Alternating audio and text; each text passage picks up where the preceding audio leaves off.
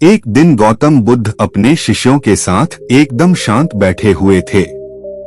उन्हें इस प्रकार बैठे हुए देख शिष्य चिंतित हुए कि कहीं वह अस्वस्थ तो नहीं है।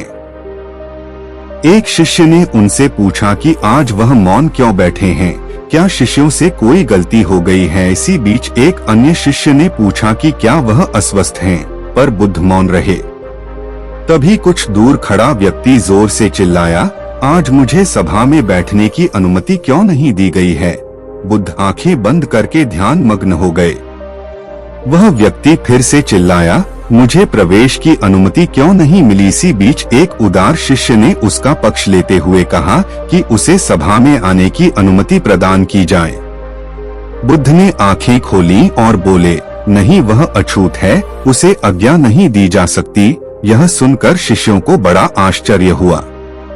बुद्ध उनके मन का भाव समझ गए और बोले, हाँ, वह अछूत है। इस पर कई शिष्य बोले, हमारे आश्रम में जात पात का कोई भेद ही नहीं, फिर वह अछूत कैसे हो गया। तब बुद्ध ने समझाया, आज वह क्रोधित होकर आया है। क्रोध से जीवन की एकाग्रता भंग होती है।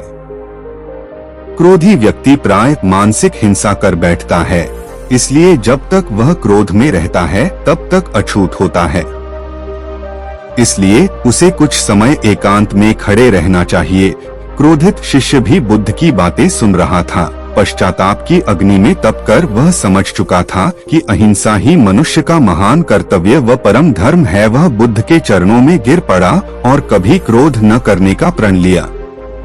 शिक्षा आशय यह है कि क्रोध के कारण व्यक्ति अनर्थ कर बैठता है और पश्चाताप उसे बाद में होता है, जिसका कोई लाभ नहीं मिलता। इसलिए हमें क्रोध नहीं करना चाहिए।